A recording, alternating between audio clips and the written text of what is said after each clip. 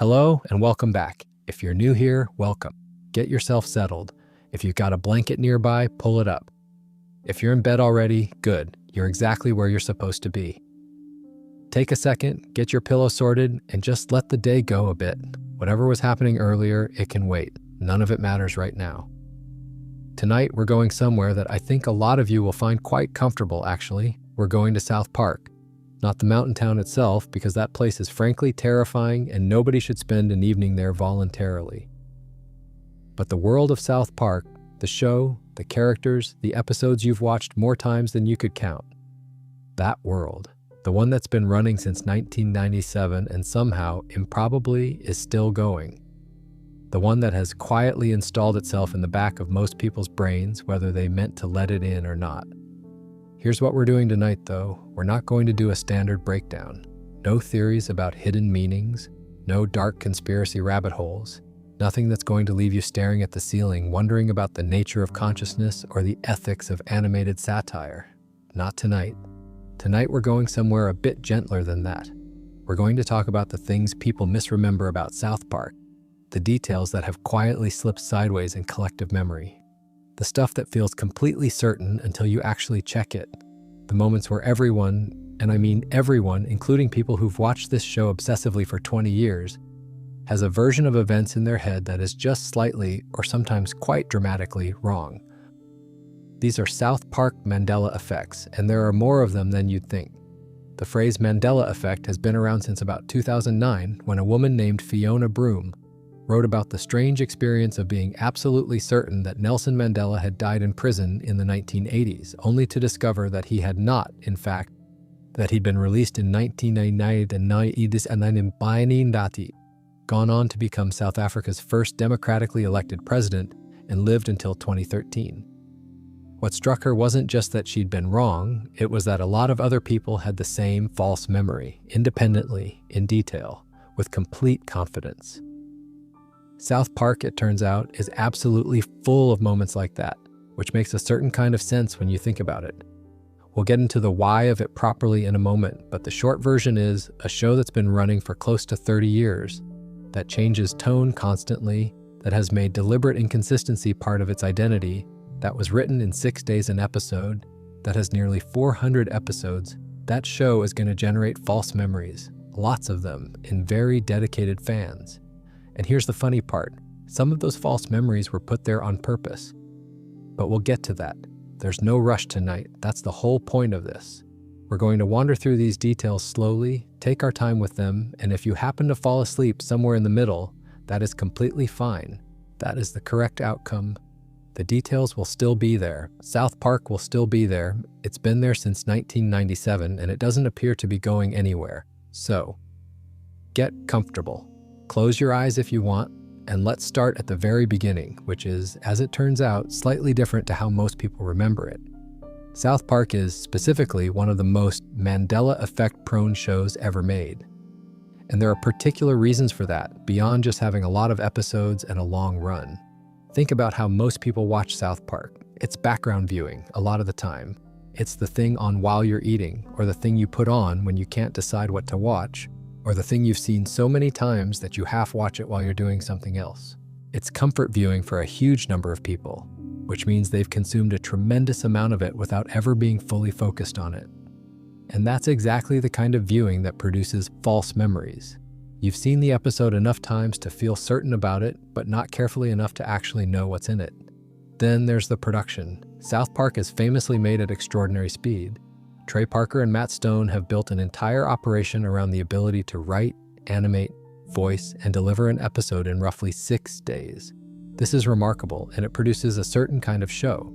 One that's fast, sharp, spontaneous, and quite deliberately unpolished in some ways. But it also means there's very little time to go back and check whether the color of Kenny's coat in this episode matches the color in the last 30 episodes. Whether a character's name is spelled the same way it was in Season 4. Whether a detail introduced in Season 8 contradicts something from Season 3. The show doesn't particularly care about this, and for the most part, neither do the writers, and honestly, that's part of why it works. South Park has a gleeful disregard for its own continuity that is itself a kind of artistic choice, but it does mean the show is objectively full of inconsistencies. And when a show is full of inconsistencies, the audience's brain has to pick one version to remember. It picks the one that feels most right. And sometimes what feels most right is quite wrong. There are nearly 400 episodes now. The show has been running for close to 30 years. It's covered every possible corner of American culture, politics, religion, popular media, and human behavior. The characters have been placed in thousands of different situations across dozens of different formats, voiced by two people doing everything. That's an enormous amount of material for a brain to store, and the brain sensibly doesn't try to store all of it.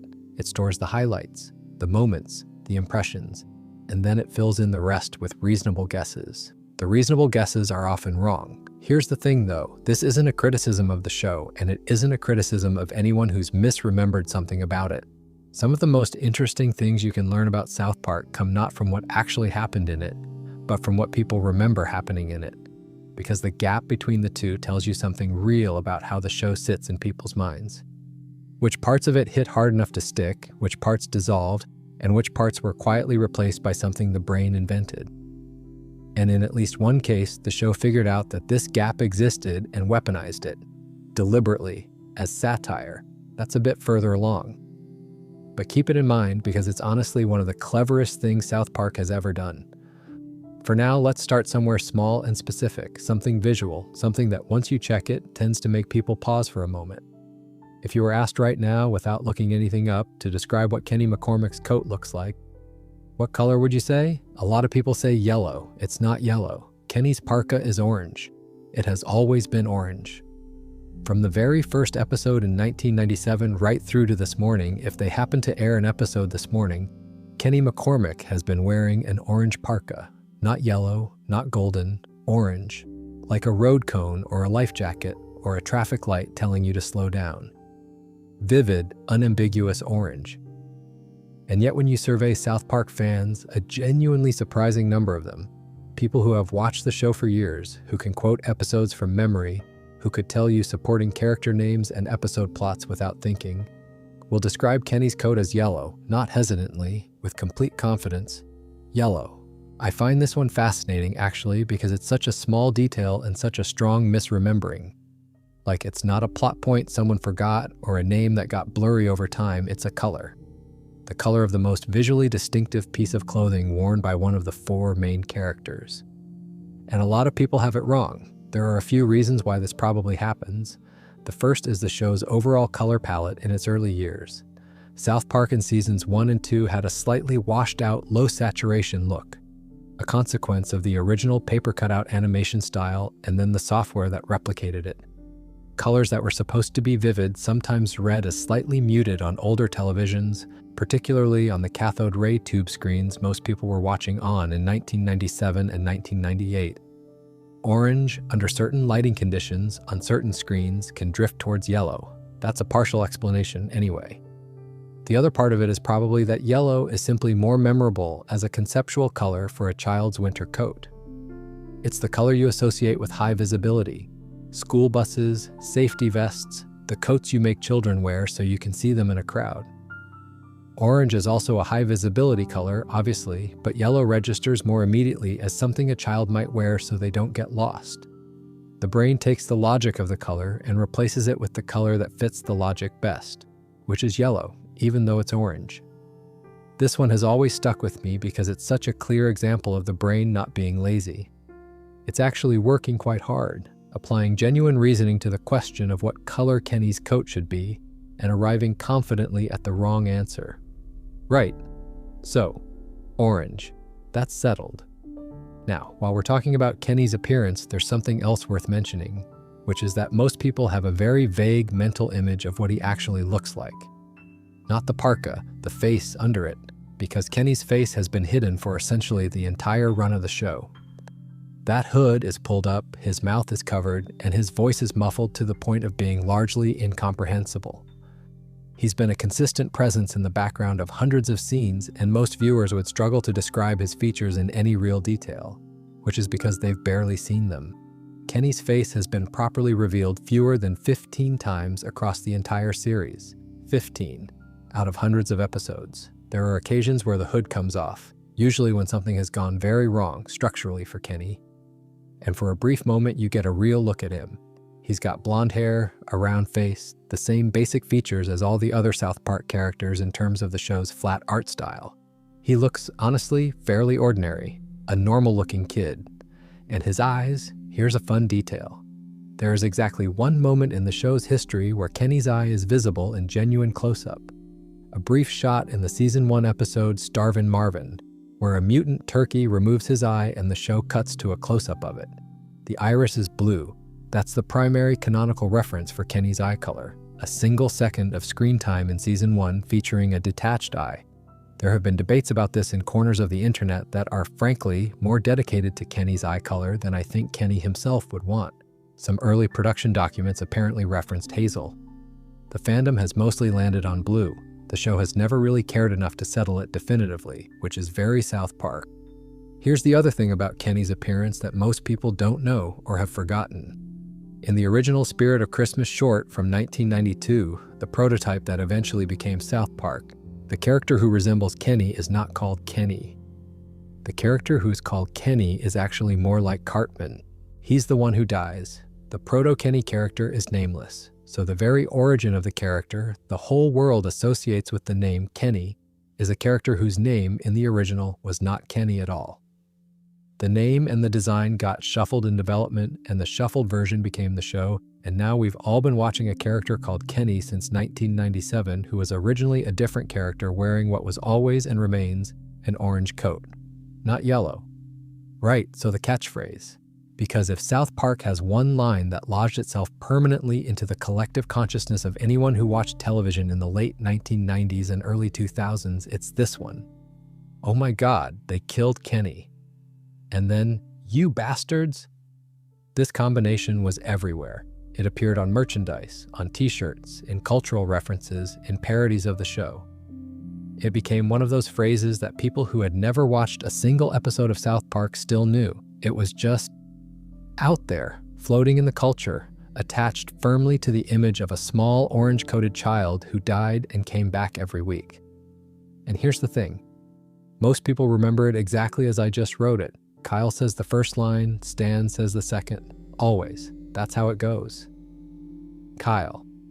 Oh my God, they killed Kenny. Stan. You bastards. It's a two-hander, a consistent split, a formula, except it isn't really. The line does follow that pattern fairly often, particularly in the earlier seasons. But it's not rigid. Over the course of the series, the lines swap. They overlap. Sometimes only one of them says anything. Sometimes other characters take the lines entirely. Sometimes there's no catchphrase at all. Kenny dies, and the scene simply moves on, which feels wrong if you've constructed a memory of every death being marked by the full exchange. There's also the matter of emphasis and timing, which varies considerably from episode to episode. In some episodes, it's shouted. In others, it's almost flat, delivered without much feeling, as if the boys are going through the motions because they've done this hundreds of times and are increasingly unbothered by it. Which, as a piece of character work, is actually quite brilliant. The catchphrase decaying from genuine distress to weary routine over 5 seasons is a real arc. But it means that if you remember the line as always having a consistent emotional register, you're remembering a cleaned-up version of something that was actually messier and funnier for being messy. In the film, South Park Bigger, Longer, and Uncut, which came out in 1999, the catchphrase structure breaks almost entirely in the opening sequence. There's a variation on it that's delivered in a way that plays with the formula rather than following it, which is appropriate for a feature film that was trying to be something more than an extended episode, but it also means that one of the most watched South Park productions in history doesn't quite play the catchphrase straight. And if the film is part of your primary memory of the show, your memory of how the line goes is already working from a skewed version. Here's the one that surprises people most, though. The catchphrase stops appearing consistently after Season 5. After Season 5, Kenny's deaths become less regular, then dramatically less frequent, and the catchphrase largely retreats from the show. There are callbacks to it in later seasons, moments where it reappears almost as a nod to the bit the show used to do. But the thing most people picture when they think of Kenny, that reliable weekly death followed by the full exchange, that specific rhythm of the show essentially ends around 2001. Most casual fans don't register this as a conscious shift. They don't think so, oh, Season 6 is when that stopped. They just have a general memory of the catchphrase as present throughout the show's run, which it isn't. It was a 5-season bit, intensely concentrated in seasons 1 through 5, and then it largely wound down. The cultural footprint of those 5 seasons is just so large that it can feel like the whole show. And the thing is, when you go back and actually watch the early episodes, there's a version of the catchphrase that doesn't match what most people expect at all. It's rougher, less polished, sometimes mumbled, sometimes barely audible. The version that exists in collective memory, the crisp, clearly articulated, perfectly timed exchange, is a sort of composite memory of the best versions of the line assembled across dozens of episodes, smoothed into something cleaner than any individual instance of it actually was, which is, come to think of it, a very good description of how most childhood nostalgia works. We remember the best version, the version where the timing was perfect and the delivery landed exactly right. And that assembled highlight is what we call how we remember it. Fair enough, really. All right, this one is something else entirely. This is the one where the show didn't just accidentally create a false memory. The show looked at the concept of collective misremembering, understood exactly how it works, and then built a piece of satire around it. An episode that isn't just about a Mandela effect, it is a Mandela effect, by design, deployed deliberately on its audience. Let me set this up properly. Token Black has been a character on South Park since season 2. He appeared in 1998. He's Stan's classmate, one of the kids at South Park Elementary, and he is, this is important, the only black child in the town. His name is Token Black. Token, as in the token black character. The show named him that explicitly as a piece of satire about how television and film tend to include exactly one black character as a kind of symbolic gesture toward diversity while not actually engaging with the character as a person. Token. The token. That's the joke, and it's been the joke since 1998. Now, in January 2022, season 25 of South Park premiered.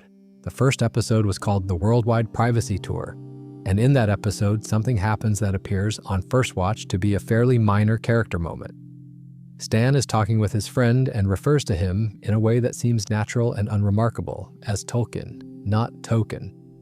Tolkien, as in J.R.R. Tolkien, the man who wrote The Lord of the Rings. Stan is corrected. He apparently can't remember whether it's Token or Tolkien, and the other characters tell him it's always been Tolkien. Always. Everyone knows that. It's never been Token. What are you on about, Stan? The whole school agrees. The whole town agrees. His parents agree. The name, as far as the show is now concerned, is Tolkien. And not only is it Tolkien now, the show updated its own records, database entries, credits. The character is listed as Tolkien Black going back to his first appearance. The show retroactively changed its own history. And then the show looked at its audience and waited to see what they'd do. Some people genuinely believed it had always been Tolkien.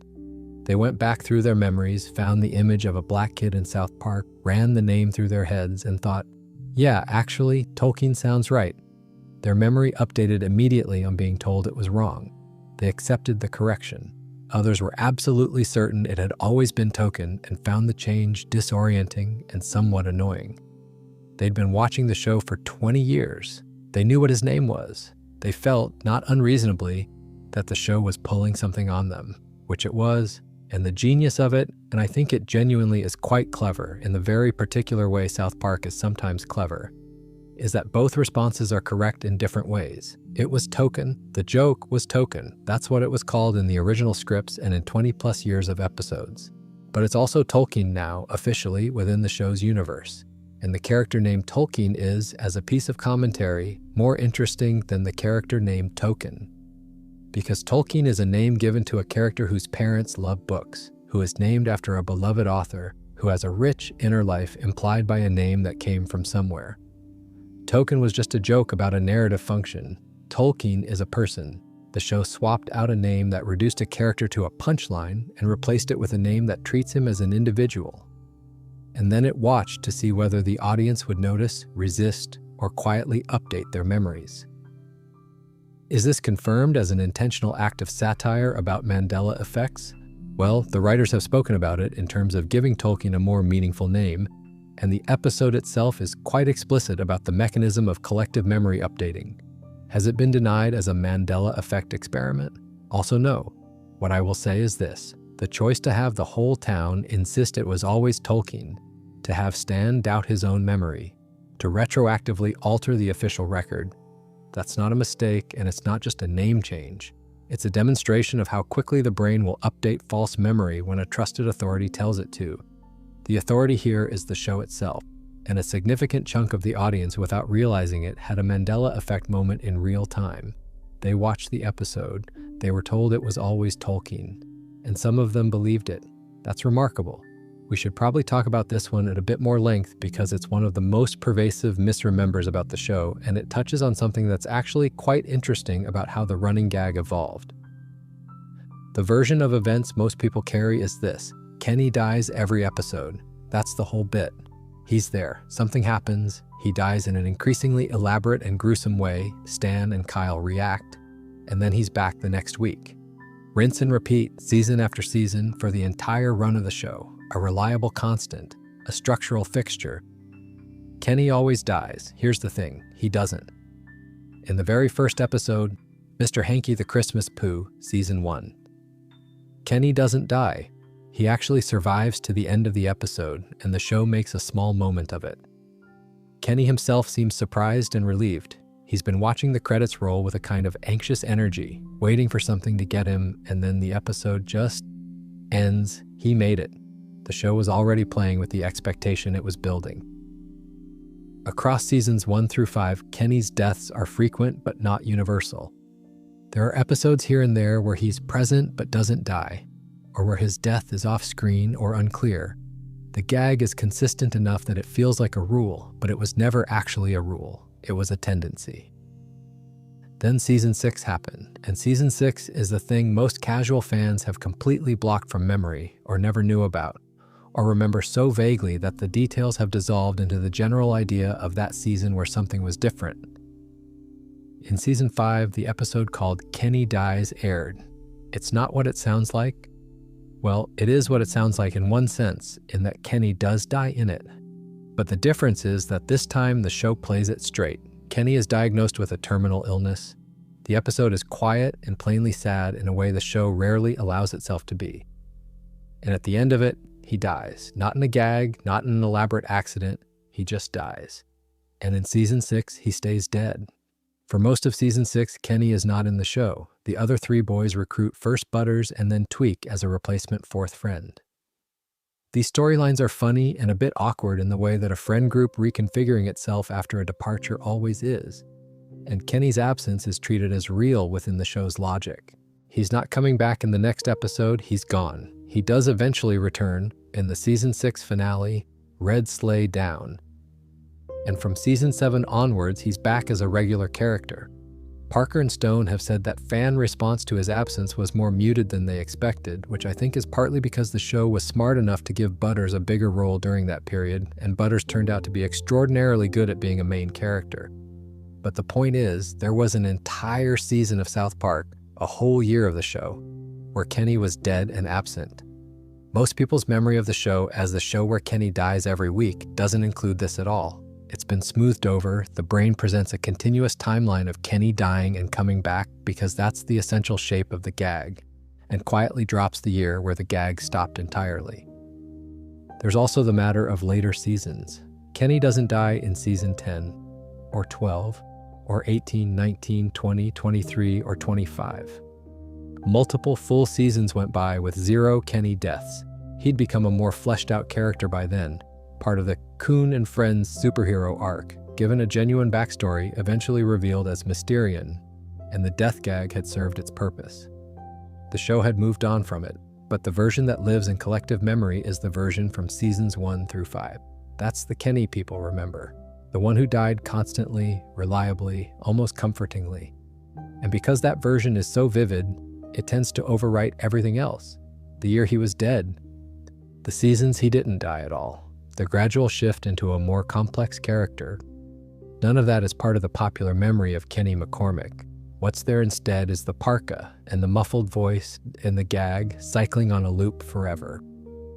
It's a kind of immortality, actually, just not the one people usually think about.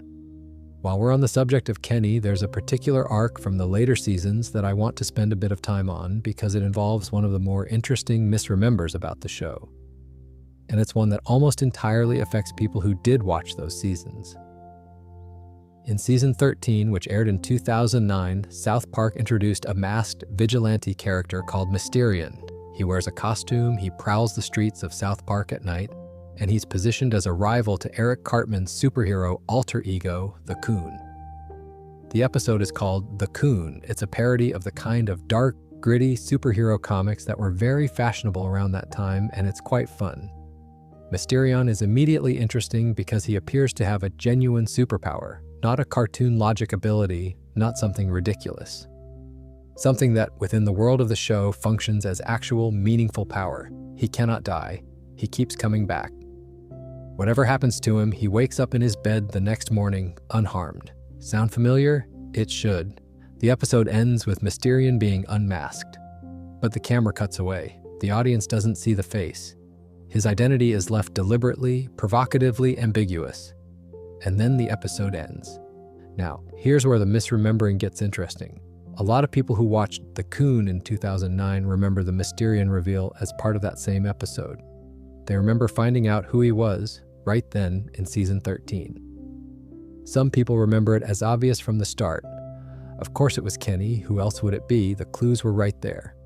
Others remember a specific moment of realization, a proper reveal as part of the same story arc. What they're remembering in most cases is actually a season 14 episode called Mysterion Rises, which aired about a year later in October 2010. That's the episode where Kenny, in costume as Mysterion, directly tells another character, Captain Hindsight, that he has the power of immortality, that he dies and wakes up in his bed, that nobody remembers he died, even if they watched it happen, that he's fully aware of all of it and has been for his entire life. It's a very well-written scene, actually. It reframes everything, every gag death from seasons 1 through 5, every moment Kenny was crushed or burned or shot or run over. All of that happened to a character who was completely conscious of what was happening to him, who retained every memory of every death, and who existed in the specific, quiet horror of being the only person in town who remembered any of it. That's not a gag, or rather, it's a gag that turned out to have an emotional weight the show probably didn't intend when it started. And Mysterion Rises does something lovely with it. It treats that weight seriously, even within the context of a superhero parody episode. But a lot of people collapse The Coon and Mysterion Rises into one event and remember it as happening in season 13 in one go. The gap between the two, the year of living with the ambiguity, the deliberate tease of the non-reveal, has been smoothed out. Memory doesn't tend to preserve anticipation, it preserves resolution. So the resolution gets moved forward to where the question was asked. And there's also a third episode, Coon versus Coon and Friends. That adds another layer to the mythology, confirming that Kenny's mother gives birth to him each time he dies, apparently producing a new baby Kenny at impressive speed, and that the cult of Cthulhu, which Kenny's parents belong to, may have something to do with his power. This detail is remembered by roughly no one outside of committed South Park researchers, which is a shame, honestly. The Cthulhu connection is a genuinely strange thread that the show introduced and then left more or less hanging. Parents who attend cult meetings, cosmic horror as the explanation for a child's immortality. The idea that Kenny's resurrection is tied to something ancient and incomprehensible rather than just cartoon logic.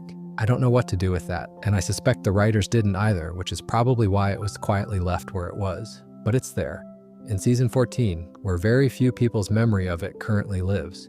Let's talk about Mr. Garrison, because Mr. Garrison is one of those characters who has been on the show for so long and gone through so many changes that the collective memory of him is quite fragmented. Different people remember completely different versions of him as the real one. And none of them are wrong, they're just looking at different points on what is probably the most complicated character arc in the show's history. First, an easy one. His first name. Mr. Garrison's first name is Herbert. I'd be willing to bet that a solid majority of South Park fans, even dedicated ones, either don't know this or would have guessed something else. He's always Mr. Garrison. The formality of the title is so baked in that his given name barely registers. He's the teacher. He's Mr. Garrison. His first name exists in the show's documentation the way a lot of background character details exist.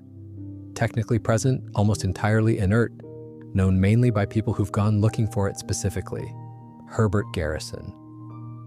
There it is, now, Mr. Hat. This is a more interesting misremembering because it involves something most people think they know quite well. Mr. Hat is Mr. Garrison's hand puppet, a sock puppet in a top hat, who sits on his hand and has his own personality and opinions, which Mr. Garrison frequently uses to say things he presumably can't bring himself to say directly. Mr. Hat has been associated with Mr. Garrison for so long that most people assume he's always been there, a constant and inseparable part of the character from the very beginning. But here's what people forget. Mr. Garrison also had, for a period, Mr. Twig. In Season 3, after Mr. Hat apparently leaves, the puppet goes off on his own adventure in a plot that is very South Park in its complete commitment to the absurdity of the premise. Mr. Garrison replaces him with Mr. Twig, which is a stick. Just a stick. With a face drawn on it, Mr. Garrison carries it around and talks to it with the same earnest investment he brought to Mr. Hat. And the joke is partly the downgrade and partly the unflattering implication that it doesn't really matter what the object is, just that there's something there. Mr. Hat eventually returns and Mr. Twig is retired, and the stick disappears from the show's history so thoroughly that even people who watch those seasons straight through often don't remember it happened. When asked, was there ever a time when Mr. Garrison didn't have Mr. Hat? Most people say no. Some say they remember something about a stick, but aren't sure where that memory is from. It's from Season 3. Mr. Twig is from Season 3.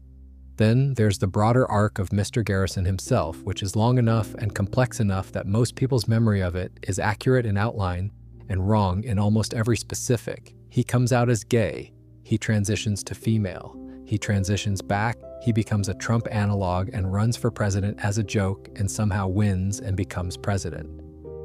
He is eventually, in later seasons, some version of himself that's increasingly hard to categorize.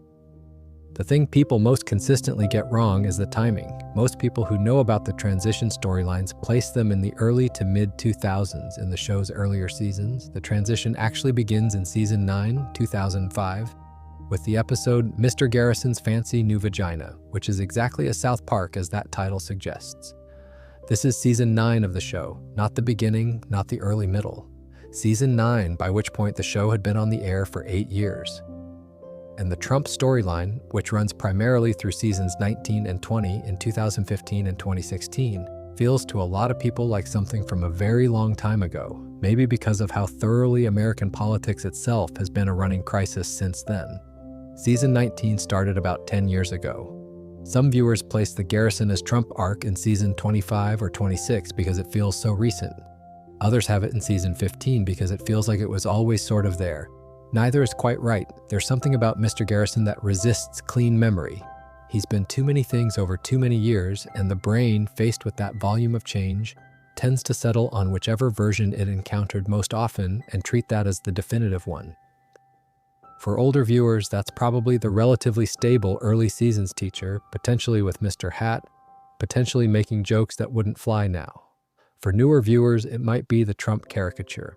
For neither group does the full arc feel continuous. It feels like several different characters who happen to share a name. Which, to be fair, is not entirely wrong, right? This one is a bit of a tangle, and I want to be careful with how I lay it out, because there are actually multiple misremembers sitting on top of each other here. And it's easy to get them mixed up. At the end of Season 1, South Park ran a 2-part episode that functioned as a cliffhanger. The setup was simple. Eric Cartman wanted to know who his father was. His mother, Leanne Cartman, was known around town for having been with essentially everyone, which created an enormous pool of potential candidates.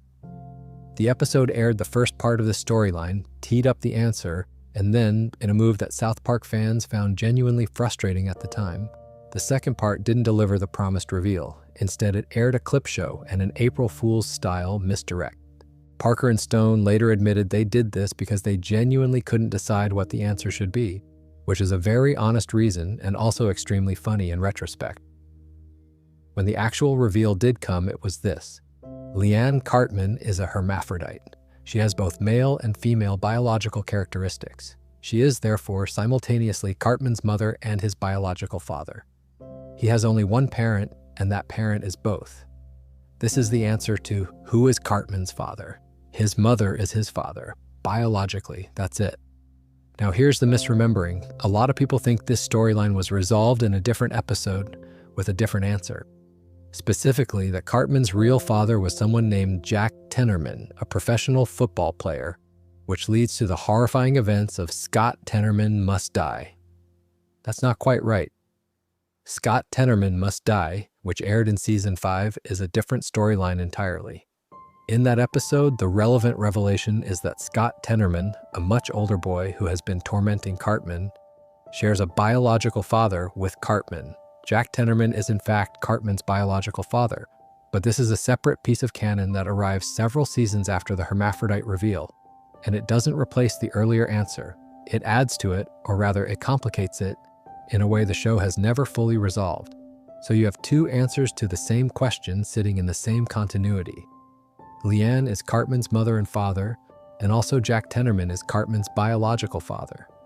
The show hasn't really tried to reconcile these, and the fandom has mostly chosen to treat the Scott Tenorman revelation as the real answer, and because it's more dramatic, more recent in the show's timeline, and attached to a much more famous episode. Scott Tenorman Must Die is, by IMDb rating, one of the highest rated episodes in the show's history. It sits at 9.6 out of 10. Most people think of it as the Radiohead episode. Radiohead appears in it as a favor to Cartman as part of the scheme, and then becomes horrified when they see what he's done. The Radiohead cameo is what people tend to pull out when they describe the episode. It's the image. Radiohead staring, appalled, the context becoming clear. What the episode actually is a character-defining moment for Cartman that goes to places the show had never gone before and has rarely equaled since. Without going into all of it, because some of you are trying to sleep and this one ends extremely badly for everyone involved except Cartman, it's one of the darkest pieces of television South Park ever produced. It established definitively that Eric Cartman is not just an unpleasant child, he's something else. And the thing people forget or misplace is that the Tenorman connection to Cartman's parentage, the revelation that they are in a horrifying way related, isn't the payoff the show gives you in the moment. In the moment, it's just a story about revenge. The parentage connection comes out at the end, almost as an afterthought, and it lands on Cartman with a weight that the episode then ends before exploring. The full implications of that ending, the grief and rage and family history it implies, are never really followed up on. The show steps back from it, moves on, files it under Cartman backstory, and leaves it there, which is maybe the right choice. Some things are more interesting as implications than as answers. But it does mean that most people's memory of Cartman's origin story is a patchwork of two different storylines across two different seasons with two different emotional registers, assembled into something that feels like one coherent thing. It isn't one coherent thing. It's two things that brush against each other and then separate again, which is somehow very Cartman. Isaac Hayes voiced Chef from the very first episode of the show in 1997.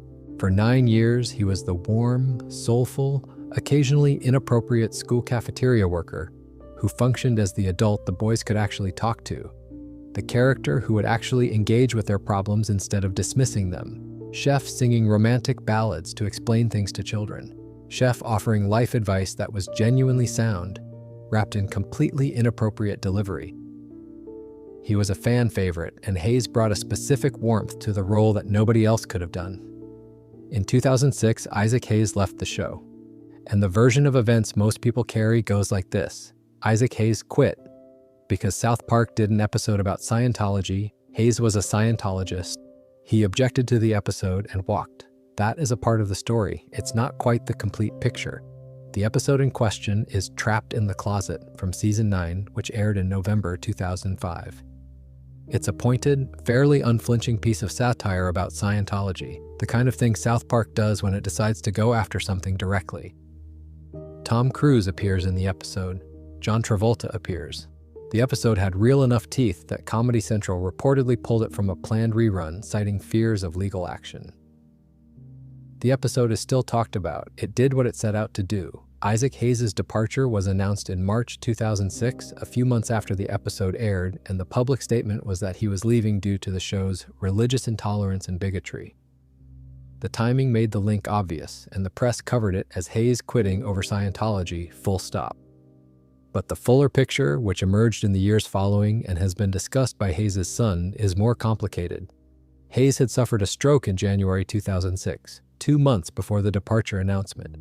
His son has stated publicly that his father was not in a condition at that time to have made that decision himself, and that the announcement was handled by others around him. Parker and Stone, in various interviews, have suggested they believe Hayes did not personally make the call to leave, that it was made on his behalf while he was incapacitated.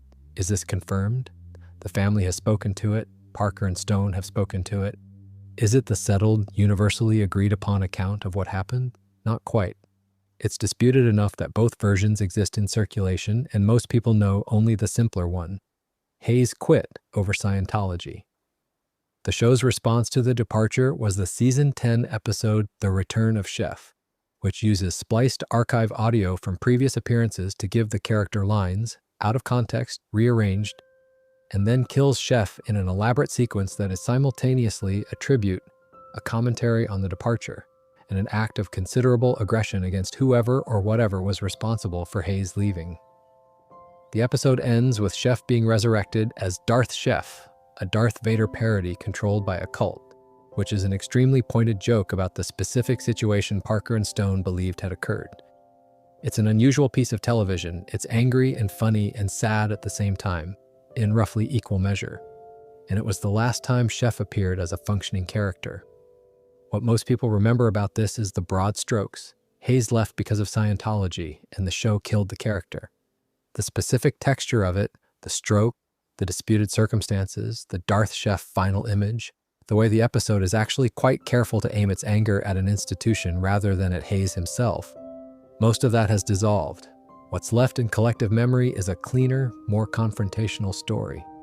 One man drew a line, the show drew a line back, and that was that. Reality was quieter and stranger and sadder, as it usually is. Let's slow down for a bit and just go through some names, because there are a surprising number of characters on this show whose names exist in people's memories in a slightly or completely wrong form, and it's oddly satisfying to go through them. Butters. Everyone knows Butters. Butters Stotch, the pale, sweet, profoundly naive boy who became unexpectedly one of the show's best characters somewhere around Season 6. Butters the pushover, Butters the optimist, Butters who gets grounded for breathing at the wrong angle. Butters who, in spite of everything, remains somehow genuinely lovely. His full name is Leopold Stotch. Leopold. Most people have no memory of this at all. Butters is so thoroughly Butters that the name Leopold feels wrong, feels like it belongs to someone else. But it's there, in the show, not hidden. His parents call him Leopold. It appears in official documentation within the show's universe. It's in the credits. Leopold Butters Stotch. The nickname has so completely replaced the name that the name might as well not exist. And here's the thing about that. It actually tells you something about how the character works. Leopold is a name with weight and formality, a name that implies a kind of gravity that the character absolutely does not have. Butters is a name that implies something soft and slightly absurd, which is exactly what he is. The character chose the right name, or rather the show did. Chef's full name is Jerome Chef McElroy. I would estimate that fewer than 5% of South Park fans know this without looking it up. Chef is just Chef. He doesn't have a surname in any meaningful functional sense, the way that some characters are so completely defined by their role or nickname that the actual name is just paperwork. Jerome McElroy. There it is. Completely useless information that I find genuinely delightful. Now, Kenny's family. Most people know Kevin McCormick, Kenny's older brother who's been a background presence in the show for years. He's poor, he's wearing the same kind of cheap warm-up clothes the whole McCormick family wears. He's not particularly central to anything. He's there. But Kenny also has a younger sister, Karen McCormick, and a significant number of South Park viewers either don't know she exists or have only the vaguest sense that she appeared once or twice. She's briefly visible in a family scene in Season 9, and then she doesn't return as a named, developed character until Season 15. The poor kid, where she's given a name, a personality, and a storyline. Matt Stone has admitted the character was an oversight in her first appearance, and she was essentially retroactively integrated into the family. Karen is, in the context of the later Mysterion storyline, actually quite important. Kenny's motivation, the thing that gives his superhero identity and emotional core, is largely about protecting Karen. She's the reason Mysterion cares. Without her, the arc is just a cool costume. But because she emerged so late as a developed character, and because Kenny himself is often in the background of later episodes, most people's mental image of the McCormick family is Stuart, Carol, Kevin, and Kenny. Karen isn't in the picture. Kyle Broflovsky also has a cousin, by the way. His name is Kyle Schwartz. He appears in Season 5 in The Entity, and he's a fairly unsubtle piece of satirical writing about certain stereotypes that the show, in its way, was trying to both deploy and lampoon. He's not a recurring character. He showed up, did what he was there to do, and was never mentioned again. Most people who watched Season 5 remember him vaguely. Most people who didn't, and that's a lot of viewers because Season 5 is from 2001, have never encountered him. And Clyde. Clyde is one of the recurring background boys at South Park Elementary. Chubby, a bit useless, reliably present in crowd scenes. He's been there since the beginning. Most people know him as just Clyde. His last name is Donovan. Clyde Donovan. I would wager that a significant majority of South Park fans could not have told you this. He's not a name-important character, he's a face in the crowd. But he's had a surname since the beginning, and it's Donovan, and now you know. His mother was in the show for years, and then, in one episode, died. And then appeared again in subsequent episodes as though she hadn't.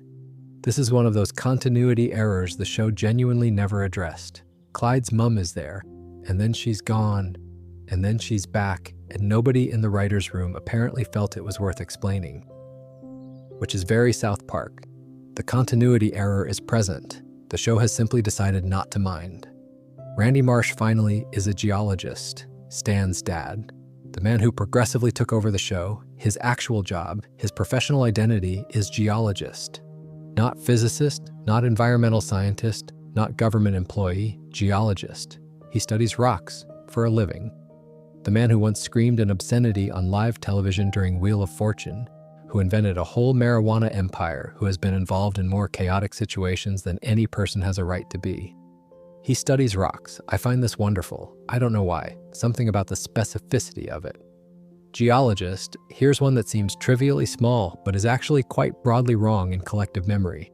And it's the kind of wrong that you don't realize you've been sitting with until someone points it out. Kyle Broflovsky wears a green hat. Not blue, not teal. Green, a vivid, Kelly green, distinctively shaped hat that's been on his head since the very first episode. Green. Stan Marsh wears a red and white bobble hat. The hat has a red base, a white brim area, and a red pom-pom on top. Now Kyle, green, Stan, red. Those are the facts. Those have always been the facts. What a surprisingly large number of people carry in memory is either a muddled version of these, Kyle in blue, or Kyle's hat and Stan's hat in some swapped or blended form, or a confident misstatement that gets one or both colors slightly wrong. I think the reason this happens is partly that Kyle and Stan are frequently in the same visual frame, and the show moves quickly, and when two characters are always together, you start to process them as a unit rather than as individuals. Their identifying colors blur together. Green and red are both fairly warm, visible colors. They live next to each other on Christmas decorations and traffic lights. Somewhere in the brain, they get filed in the same bright color, warm-coated kid folder, and the individual details soften. There's also the fact that the show's color palette, especially in crowd scenes or outdoor shots in Colorado, involves a lot of winter blues and gray whites. Against those backgrounds, Kyle's green and Stan's red can read differently than they do in close-up. The context changes your perception of the color. And honestly, some of it is just that people don't look closely at hats. The hat is part of the character design. You register it as thing on head and move on. The specifics only matter if you're asked about them, at which point you reach for a color and sometimes reach wrong. Cartman's colors are usually clearer in memory. The red jacket, the yellow gloves, the off-white hat. partly because Cartman gets so much screen time and is so often at the center of a scene that you end up studying his details more carefully just from extended exposure. He's the character people describe most accurately, and his wardrobe is the one that most people can reproduce from memory with reasonable fidelity. Kenny, as we've established, is orange. Butters is in light blue. Pale blue shirt, pale blue trousers, that bleached out color palette that fits him perfectly. He looks slightly washed out, even in bright environments. His whole visual design implies fragility. The costume design on this show is actually doing a lot of subtle work. The one I always think is underappreciated is Tweek. Tweek, the chronically anxious, over-caffeinated boy who eventually becomes Craig's boyfriend. Wears a light green shirt that's torn at the collar and has the general look of clothing that's been pulled on in a panic by someone who's been awake for 36 hours. His color is always slightly off-kilter. It's not the vivid, confident green of Kyle's hat. It's the green of something that was once a brighter color and has been washed too many times by a parent who buys coffee in industrial quantities. There's character in that color choice. These details are, I'll grant you, not essential knowledge. Nobody needs to remember that Tweek's shirt is a slightly faded green. But the fact that the show made these choices, or beina de fox risks, that every recurring character has a specific color palette and that palette is consistently applied, is part of what makes the visual language of South Park more deliberate than it appears. Something I noticed at some point, and I can't unnotice it now, is that all four of the main boys wear colors that read as warm and high visibility against Colorado's winters. The backgrounds are cold, gray skies, white snow, the pale beige of school corridors. And then in the foreground, there's a vivid green, a vivid red, a vivid orange, a pale blue. The boys practically glow against the landscape. Whether or not this was a deliberate design choice, and given how intentional the show's visual language turns out to be, I suspect it was, the effect is that you always know exactly where Stan, Kyle, Kenny, and Butters are in any given frame. They're unmissable. And somehow we still mix up the colors. It looks simple, the art style, almost aggressively simple. But within that simplicity, the color choices are doing quiet, consistent work. And the fact that our memory blurs those colors together, that we flatten the distinctions between characters we've seen hundreds of times, is a small, interesting reminder of how much we are not actually paying attention to the things we think we know well. Tweek and Craig. If you've watched South Park at any point in the last decade or so, these two names probably connect immediately in your mind. They're a couple, Tweek and Craig, the anxious, coffee-addicted boy and the perpetually bored, perpetually unimpressed boy. They're together. That's just the thing they are now. And here's the question. How long have they felt that way to you? Because this is one of the most interesting recent Mandela effects in the South Park fandom. Interesting precisely because it's a feeling rather than a fact. Most people who know about Tweek and Craig have a sense that they were always a little bit intertwined, that there was always something there, that even before it was made explicit, it was sort of implied. But Tweek debuted in Season 2 in 1998. Craig Tucker has been in the show from the very beginning. They shared screen time for nearly 2 decades. They were friends of friends. They were part of the background group of South Park elementary boys. They were occasionally paired in scenes because they're both part of the same friend circle. And there was nothing romantic about them, not in canon, for 18 years. The change happened in Season 19 in 2015 in an episode called Tweek x Craig. The premise is that a group of Japanese students arrive at South Park Elementary and begin creating yaoi fan art, romantically drawn images of the two boys, which spreads through the school and then through the town. Everyone sees the art. Everyone accepts it. The boys try to resist having a relationship imposed on them from outside, and then, in the way that South Park sometimes does, the story turns more genuinely tender than you'd expect. The episode ends with the relationship becoming real, because sometimes reality follows the story that was told about it. That's from 2015, 10 years ago.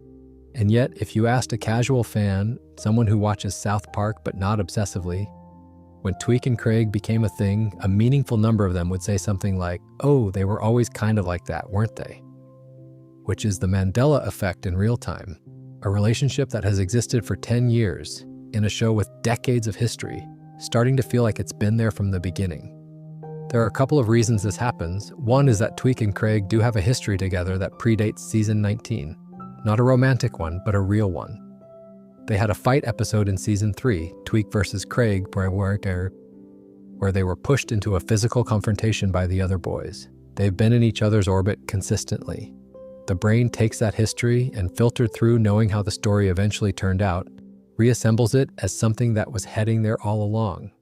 The other reason is that Tweak and Craig are personality-wise quite complementary. Tweak is a bundle of barely contained anxiety. Craig is a monument of flat affect and indifference. They balance each other in the specific way that certain character pairs do. One provides the energy, one provides the stillness, and together they form something that feels complete. When you know they end up together, you look at their earlier dynamic and think, of course, it was always pointing here, it wasn't. But the logic of it is so clear in retrospect that the timeline blurs. There's also something worth saying about what Tweak x Craig does as an episode. It takes yaoi fan culture, which is a real thing with a long history, treats it with more thoughtfulness than you'd expect from South Park, and uses it to explore something genuine about the way stories told about people can become true. The Japanese students drawing fan art aren't wrong in the end. They saw something. The art became reality. That's a strange, lovely, very South Park thing to have done. And now Tweak and Craig are just part of the show's fabric. They've been together for a decade. They have storylines. They support each other. Tweak's anxiety is less crippling when Craig is around. Craig's blankness softens slightly in Tweak's company. They were always going to end up here, as far as anyone who knows the show now can tell. They absolutely weren't. But that's how memory works when the story is good enough. There is a version of South Park that, if you came to it fresh today without knowing anything about its history, you'd probably assume had always been primarily about Randy Marsh. The energy is his. The chaos originates with him. He's the one in the middle of everything, making increasingly poor decisions with the total conviction of someone who has genuinely never entertained the possibility that they might be wrong. Randy is that kind of presence.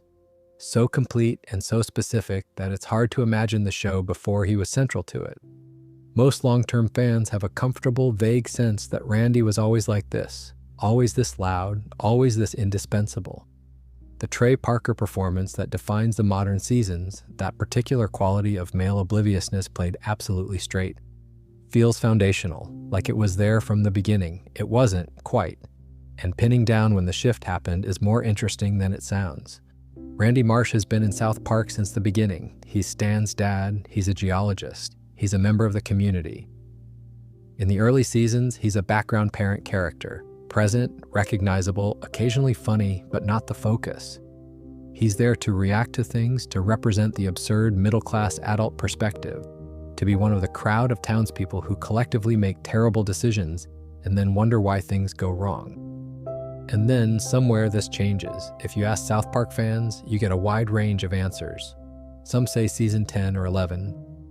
Some say season 15. Some say it was always there, that Randy was always funnier than people gave him credit for, and the show was just finally acknowledging it. Some point to the famous Wheel of Fortune moment in season 11's With Apologies to Jesse Jackson, where Randy, on the game show, is asked to solve a puzzle and shouts a racial slur on live television. It's one of the most uncomfortable and funny moments in the show's history, and it gave Randy a spotlight that he arguably never entirely gave back. The actual shift, if I had to put a line on it, is somewhere around season 16 to 18, roughly 2012 to 2014, where Randy begins consistently anchoring stories rather than supporting them. The informative murder porn episode in season 17 is Randy-driven. The gluten-free Ebola arc is Randy-driven. The Lord episode, where Randy is revealed to secretly be the musician Lord, is season 18 and is entirely wonderfully Randy.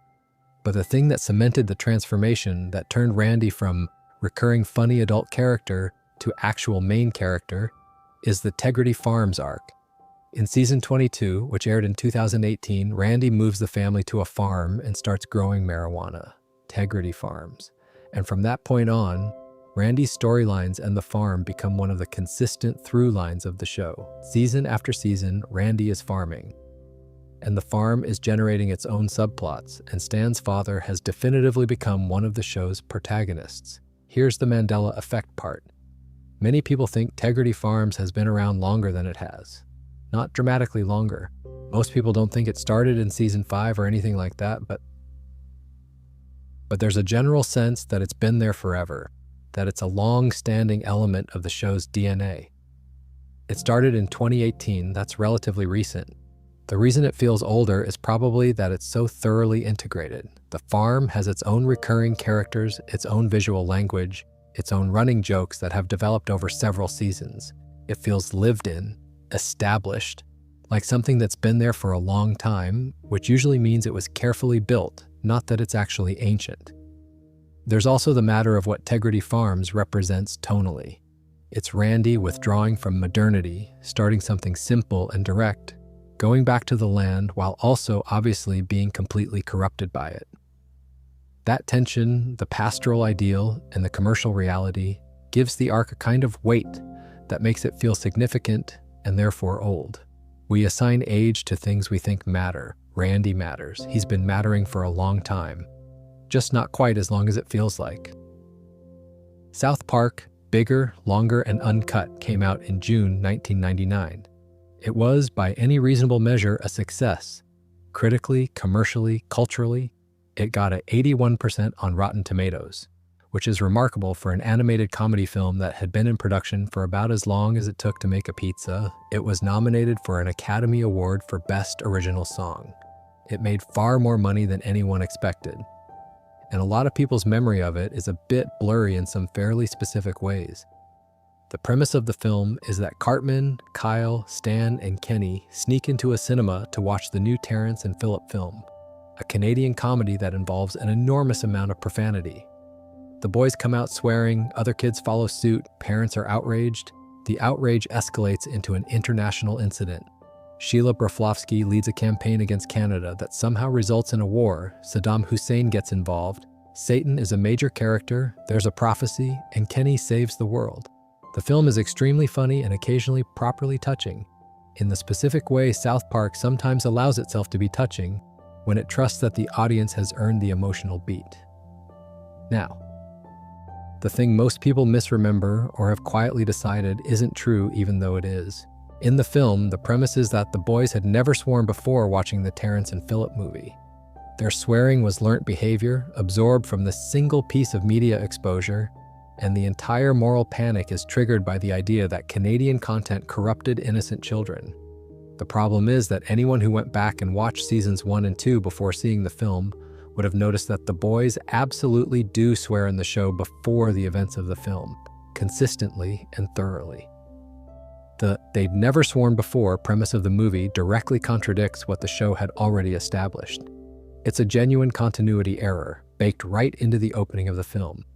Most people have resolved this in one of two ways. Either they've simply not noticed it, which is fine, it's an easy thing to miss if you're watching for enjoyment rather than continuity. Or they've quietly decided that the film is in a different continuity and moved on. The South Park fandom is generally good at applying this kind of pragmatic logic. The film exists slightly outside the show's canon, things don't have to match up exactly, and the important thing is whether it works as a piece. It works as a piece. Blame Canada, the song Sheila sings about Canada as a rallying cry for the campaign, was the Academy Award nominated song, and it's the one most people remember. It's in the film. It's funny, it was performed at the actual ceremony by Robin Williams. But some people remember it as the film's main theme, the song that defines the whole thing, which isn't quite right. The film has several original songs, and the one that arguably does the most emotional heavy lifting is Kyle's Mom's a Bitch, which appears early and sets a tone, and Up There, which is sung by Satan and I mean this genuinely, quite beautiful. Satan in this film is not a villain. He's a character in a deeply unhealthy relationship with Saddam Hussein, who is controlling and manipulative and awful. Satan wants to be free. Satan wants to move to the surface world and have a quiet life. The film's emotional core, to the extent it has one, is partly about Satan finding the courage to leave a bad relationship and make a different choice. And then there's what Kenny actually does at the end. Most people remember that Kenny dies because he's Kenny and that's what happens. But his death in the film isn't the end of his story. He goes to hell. Literally, he's there. And from hell, he has a conversation with Satan that changes everything. He convinces Satan that Saddam is using him, that the relationship is toxic, that Satan deserves better. He's the catalyst for the film's resolution. Without Kenny's death and what happens immediately after it, the world ends. Kenny saved the world. Not in any ambiguous or off-screen way, explicitly, by dying and going to hell and talking to Satan. Most people who have seen the film do not remember this as the thing Kenny did. They remember his death as his role. The conversation with Satan and what follows from it has dissolved from the narrative in the way that quiet, necessary things sometimes do. The loud moments persist. The crucial quiet ones fade. He saved the world, though, from hell. That deserves at least a mention. And yet, in the collective memory of the film, Kenny's role is he dies, he goes to hell, the end. The conversation with Satan, the emotional pivot, the way his death is what creates the possibility of resolution. That entire thread has been compressed into the simpler story, which is that Kenny died. He always dies. He died here too. There's a specific kind of irony in Kenny being the character who saves everything, in the one piece of South Park that the most people saw, and being remembered almost entirely for the fact of his death rather than for what his death accomplished. It's very him somehow, very Kenny, to do the most important thing and have it be the least remembered part. Let's take a gentle wander through the quotes because this is one of those areas where almost everyone has something stored that's a slightly off version of the original, and it's the kind of thing that only matters if you care about it, and the kind of thing that's oddly satisfying to get right. Screw you guys, I'm going home. This one is Cartman's. This is the Cartman exit line. When he's done, when the situation is no longer worth his engagement, when he's been outvoted or embarrassed or has decided that the current circumstances don't serve him, he turns, he walks, and he says the line. Most people remember it exactly as I just wrote it. Screw you guys, I'm going home. Which is correct. That's the line. But the interesting thing is the context. People quote this line as if it appears constantly, as if it's Cartman's most reliable catchphrase, the thing he says every episode. It doesn't quite. It appears a lot in the early seasons and becomes less frequent over time as Cartman's character gets more complex and his exits get more elaborate. The clean, blunt version of the line, "Screw you guys, I'm going home," full stop, turn and walk, is most associated with the Cartman of seasons 1 through 5. There are variations, "Screw you guys, I'm going home," followed by a slammed door or a muttered addition that changes the tone slightly. There are episodes where the line is set up and then inverted where you expect it and it doesn't come. The quote is real and commonly used. The version people remember, where it's a constant, reliable fixture of every episode, is slightly exaggerated in memory. McKay? Mr. Mackey, the school counselor? McKay? His verbal tick, his sentence ender, his way of checking in while simultaneously not really listening to the answer.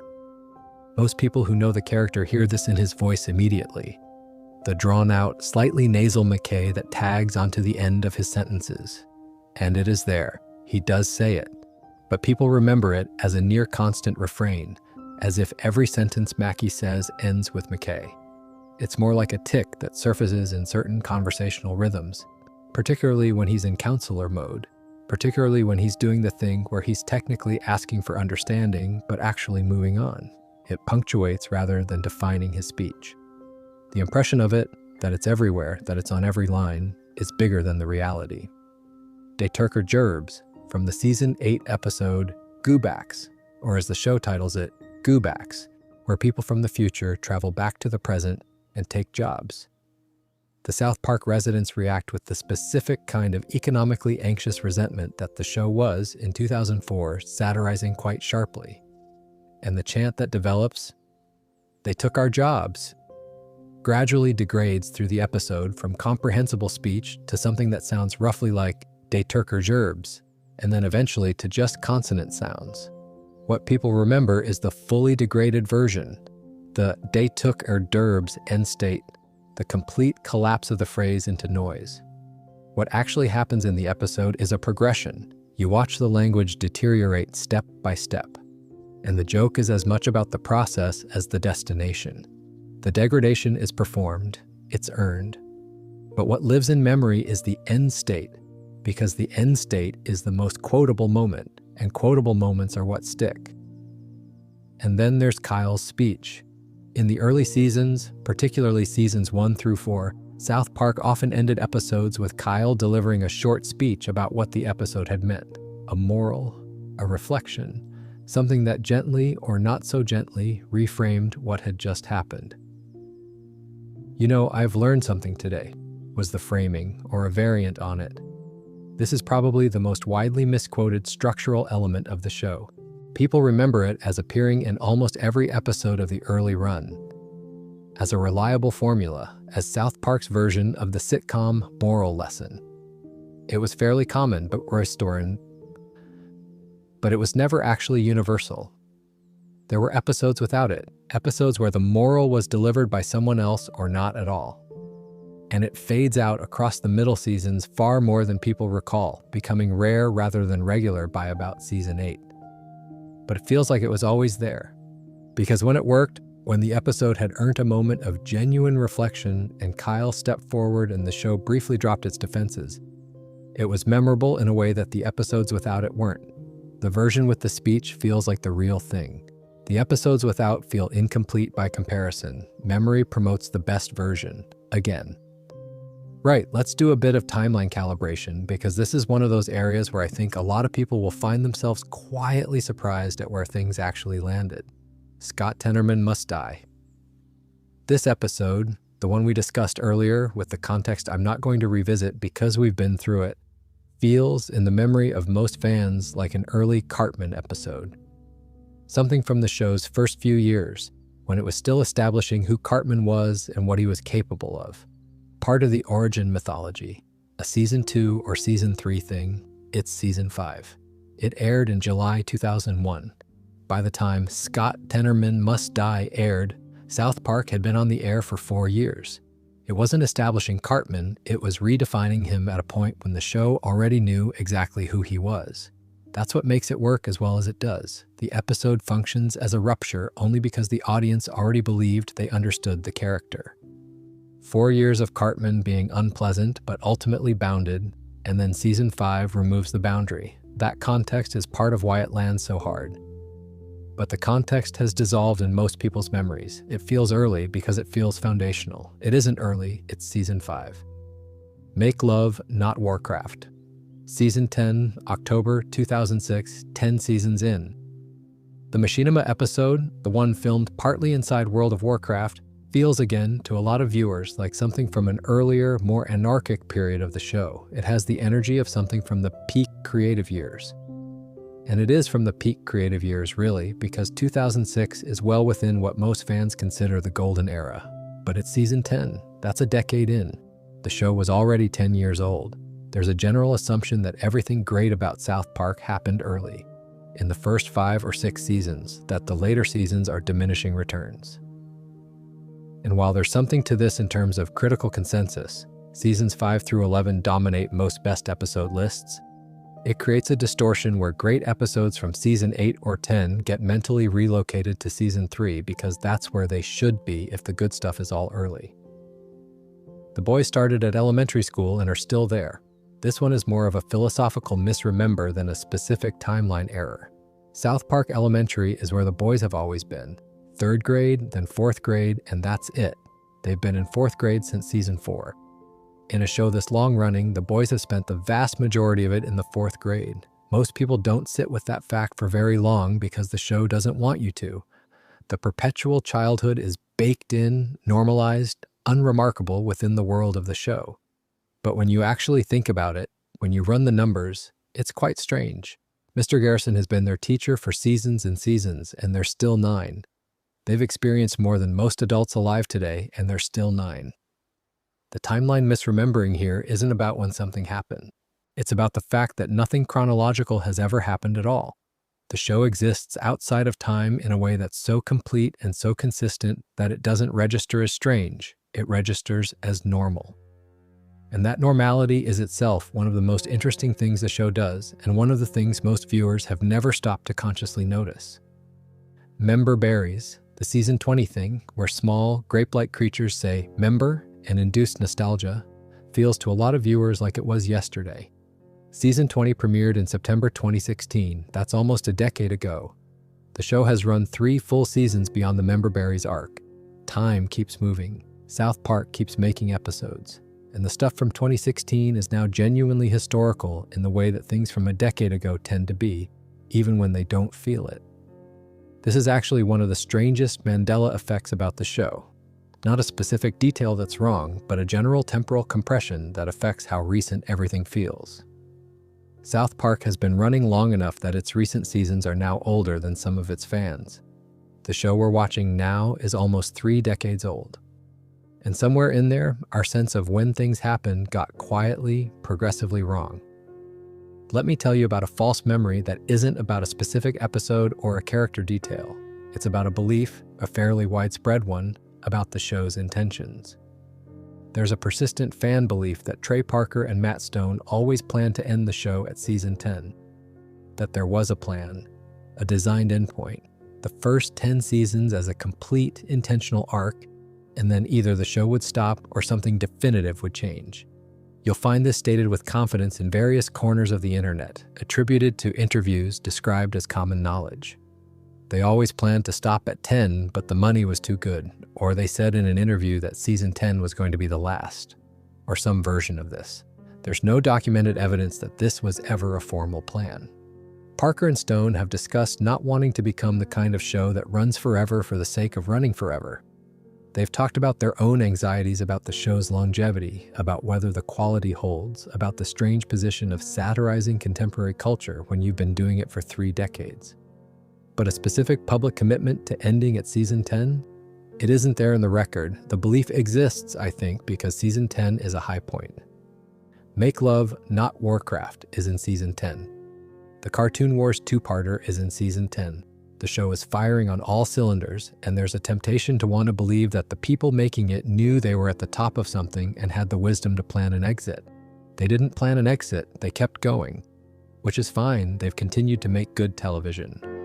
But the idea that there was a plan, that the early seasons are a sealed, complete thing rather than the beginning of a much longer ongoing work, is a story we told about the show rather than one the show told about itself.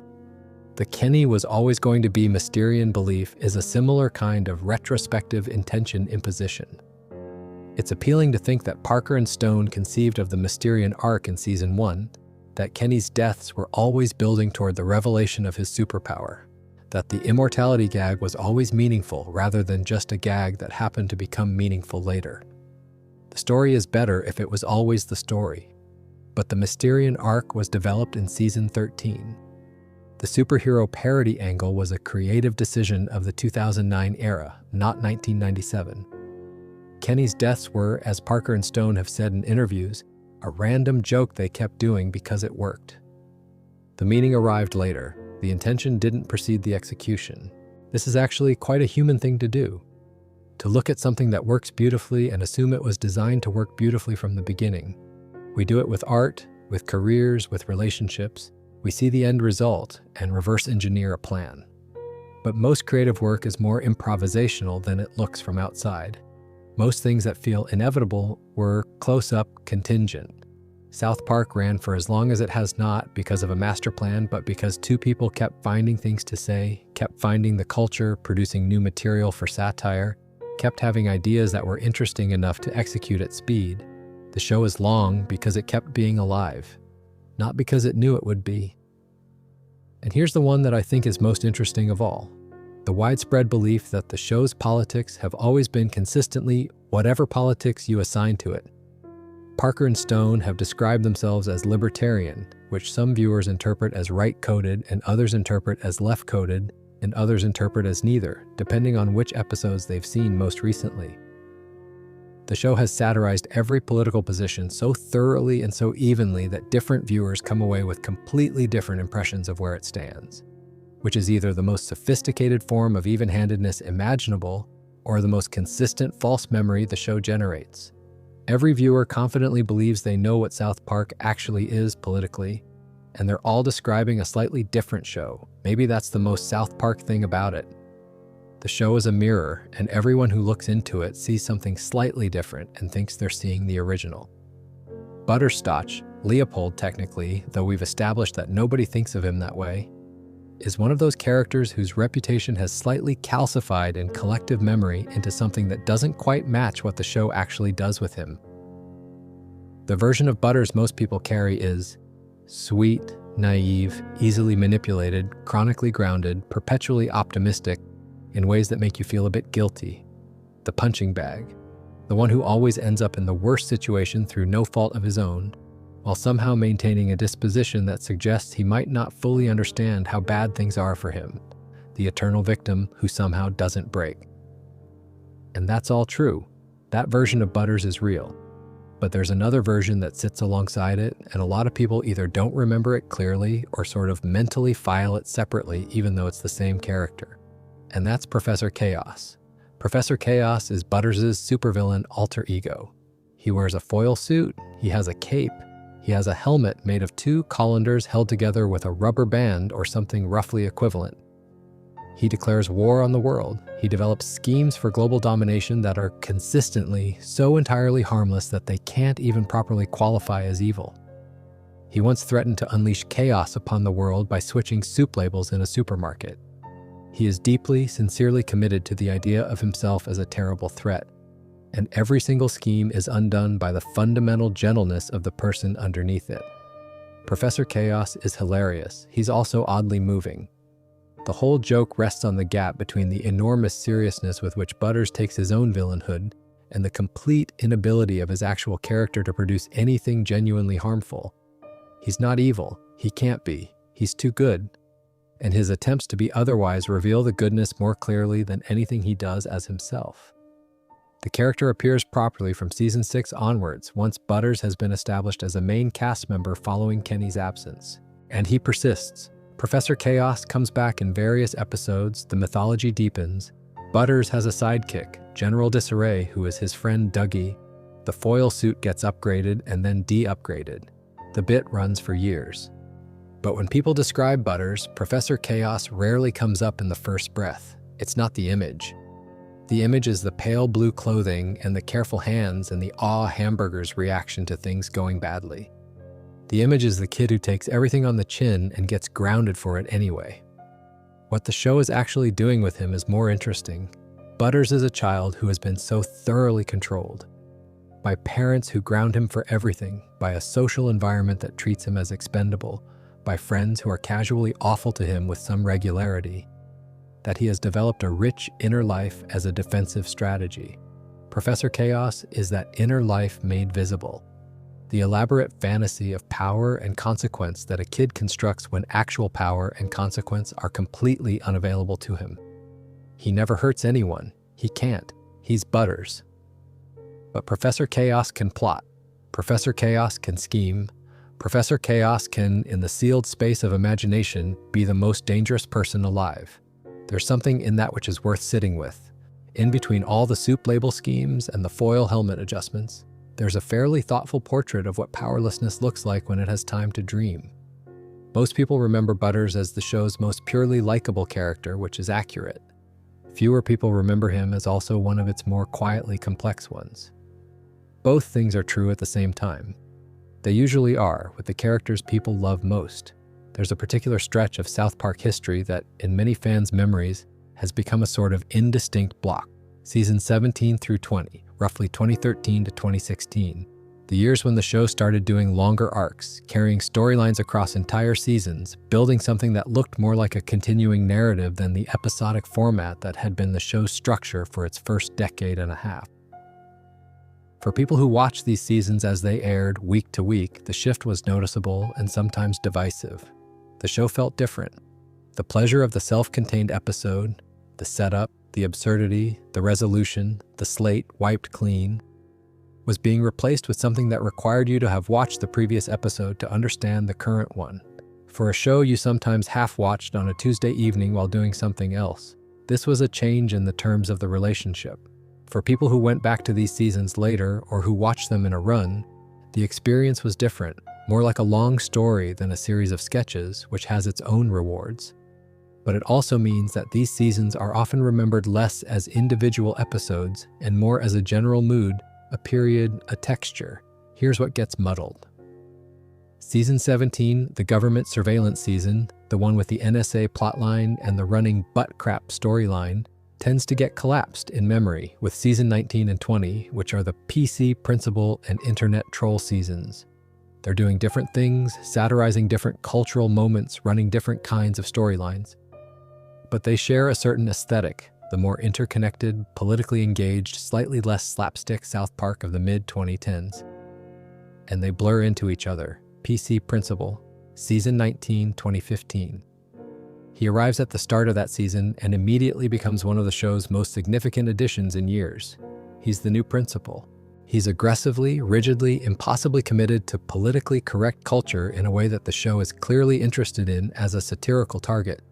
Not from the right, exactly, but from the specific position Parker and Stone tend to occupy, which is a kind of frustrated centrism that finds ideological rigidity funny regardless of which direction it's pointing. PC Principal shouts people down. He insists on inclusive language with the tone of someone starting a fistfight. He's terrifying and absurd and oddly principled, and he's still on the show. Most people who know who PC Principal is place his arrival somewhere around season 16 or 17. It's season 19, which is 2015, which, as of this conversation, is 10 years ago. The member berries, the nostalgia grapes from season 20, little round creatures that say "member" and send you spiraling into comfortable, meaningless reminiscence about things from the past, are another one. People tend to think these are from further back, partly because the concept of nostalgia as drug has been culturally relevant for so long that it feels like the show must have done this years earlier. Season 20 premiered in September 2016. The member berries are 9 years old. Member berries? Member? Yes, I do. I just thought they were older. The thing about the serialized seasons is that they represent South Park trying to evolve in real time, to keep up with a cultural moment that was itself moving faster and getting more complex. And in doing so, they produce television that's harder to hold in memory than the single-episode classics. You can't summarize a season arc in one sentence the way you can summarize "Scott Tenorman must die" or "Make love, not Warcraft." The story doesn't fit in a single image. It requires context. And things that require context are more vulnerable to compression in memory than things that are self-contained. So the serialized years get remembered as a block, and the block gets dated earlier than it was, and the specific episodes within it lose their distinct shapes. They become that political season and that troll season and that one where they had the member things, and the details dissolve into the impression, which is a shame in some ways. Season 19 has some excellent television in it, but it's also, in another way, inevitable. The show asked more of its audience during those years. More continuity, more sustained attention, and the audience gave it what it had available, which was partial attention and a general sense of the direction things were heading. You can't fully remember what you were only half watching. And South Park, more than most shows, has always been half watched by a lot of the people who love it most. We've talked a lot about details and dates and names and colors, but I want to spend a bit of time on something that I think is more fundamental, which is the way people misremember the four main characters themselves. Not their coat colors, not their names, the actual people. Because the boys are more interesting and more complicated than the thumbnail description most people carry, and the gap between the thumbnail and the reality is worth exploring. Stan Marsh, the thumbnail, the everyman, the straight man, the one who reacts reasonably to unreasonable things. The boy who, in the early seasons, always ends up giving the moral speech. The nice one. What gets forgotten, Stan's depressive arc. In season 15's You're Getting Old, South Park did something extraordinary, which was to air an episode that felt like a genuine crisis of faith on the part of its creators. In it, Stan turns 10 and suddenly finds everything to be cynical, gray, and joyless. Everything looks like shit to him, literally and figuratively. The music he used to love sounds like excrement. The films, the television, all of it. The world has revealed itself as mediocre, and the revelation has broken him. The episode ends on something that felt, to a lot of viewers, like the show might actually be ending. Randy and Sharon separate. The boys drift apart. Stan is alone, listening to a Fleetwood Mac song in an empty house. It's moving and genuinely bleak. The following season picked up from there and resolved it in a fairly satisfying way, but the depressive arc lasted long enough to be a real piece of the character's history. And yet when people describe Stan, they almost never mention it. He's still the reliable, balanced, reasonable one in most people's memory, the one who gets it, the moral center. The moral center who once looked at the world and found it all to be excrement. That part gets left out. Kyle Broflovsky, the thumbnail, the Jewish one, the moral one, the one who argues, the one who loses to Cartman and then delivers the speech. Smart, principled, a bit preachy. What gets forgotten? Kyle loses. A lot, not in the casual comic way that all the boys lose, in a specific, almost structural way that the show seems committed to. Kyle is the character who is right about things and is not rewarded for being right. He argues the correct position, he articulates the moral case, he fights the battle, and then something else happens anyway. Cartman wins, the town does the wrong thing, the system produces the bad outcome. Kyle was correct and it didn't matter. This is actually quite a dark piece of characterization when you sit with it. Kyle is the show's conscience, and the show consistently demonstrates that the conscience is insufficient. Being right is not enough. Making the argument is not enough. The world is bigger and more stupid than any single correct position can fix. Most people remember Kyle as the show's moral voice. Fewer remember that the show's moral voice is consistently, structurally defeated. Eric Cartman, the thumbnail, fat, manipulative, racist, selfish, brilliant schemer, the funniest character, the most quotable character, somehow gets away with everything. What people remember about Cartman is mostly the surface of him. The schemes, the lines, the iconic moments, the Scott Tenorman event, the various atrocities, the relentless, creative selfishness. And that's all there, obviously. That's a major part of the character. What's less remembered is the occasional glimpse of something else. Cartman at his most vulnerable. The episode Cht, where a dog whisperer type character actually, temporarily reaches him, actually gets through the behavior to something that might be an ordinary, decent child underneath it all. And then his mother's inability to maintain the change undoes everything. The episode suggests that Cartman's character isn't fixed, that there's something in him that could be different, and then the show demonstrates that the conditions don't exist for it to be different. That's not nothing. That's a fairly complicated thing to say about a character who spends most of his time being simply, efficiently awful. And Kenny. The thumbnail, he dies, he comes back, he's poor, he can't be understood. What gets genuinely forgotten is that Kenny is, in the show's later seasons, actually one of its more intelligent and capable characters. The Mysterion arc gives him genuine agency.